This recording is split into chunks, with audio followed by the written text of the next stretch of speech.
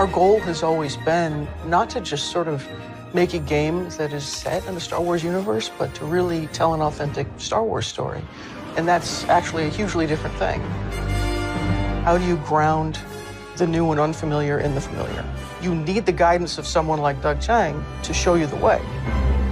One of the great joys of working with Amy is she is like a film director in many ways, because she is telling her story and I'm helping to realize her world.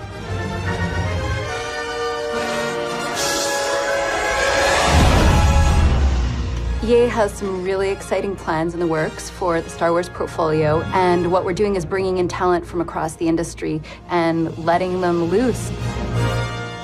We have completely different games on the horizon, and I just hope that every fan walks away going, wow, I never thought they were going to bring my Star Wars fantasy to life.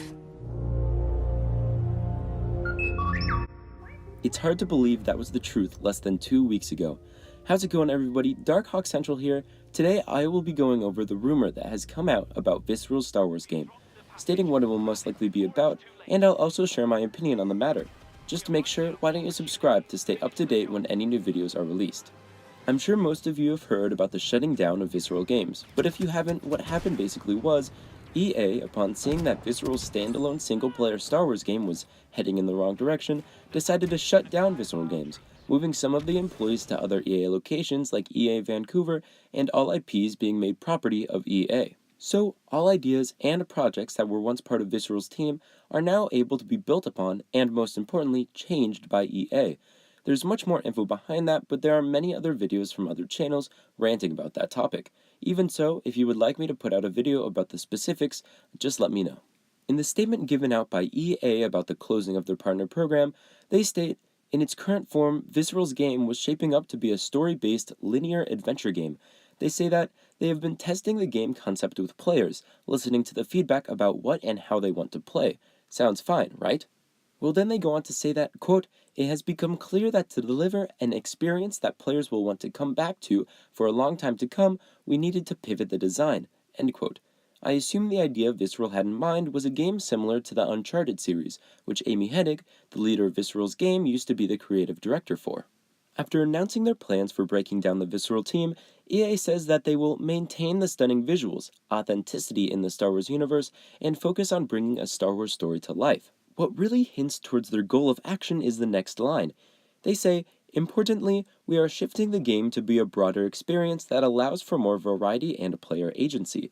What this means is that instead of having an awesome, while maybe not particularly long, single-player experience, EA is moving the game to be a multiplayer game, something where, as the months and years pass, EA would be able to keep releasing new content, even if it were small missions, game modes, or even packs like the one seen most recently in Battlefront 2. This would make it for the player base to stay hooked for longer, spending their money on extras and things that aren't exactly needed in the game. I can almost say with 100% certainty that microtransactions will be a part of this upcoming game. Why wouldn't they be? Let me know what you think in the comments. The article then goes on to say, "The game will be leaning into the capabilities of our Frostbite engine and reimagining central elements of the game to give players a Star Wars adventure of greater depth and breadth to explore. The whole idea of having greater depth and breadth is great. Who wouldn't want that? What stands out though is the fact that they specifically state the Frostbite engine.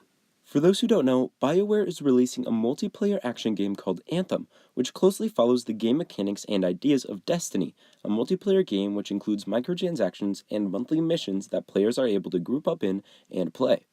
Anthem uses the Frostbite engine. EA's Star Wars game uses the Frostbite engine as well. This has caused fans to speculate that the new Star Wars game will be similar to Destiny, and in turn, Anthem as well.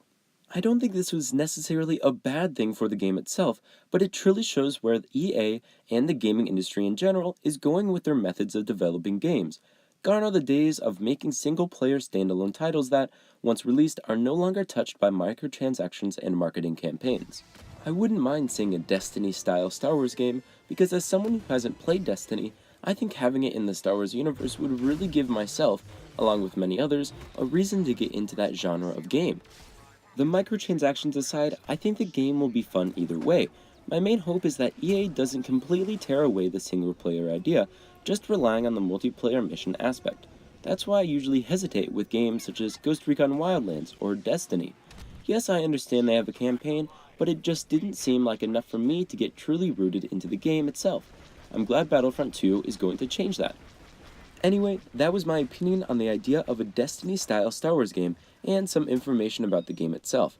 If you liked the video, give it a like. If you didn't, thumbs down. Either way, please comment what you think about this topic in the comments below, and make sure you subscribe in order to be ready when any new videos get posted. Have a great day, everyone. DHC out.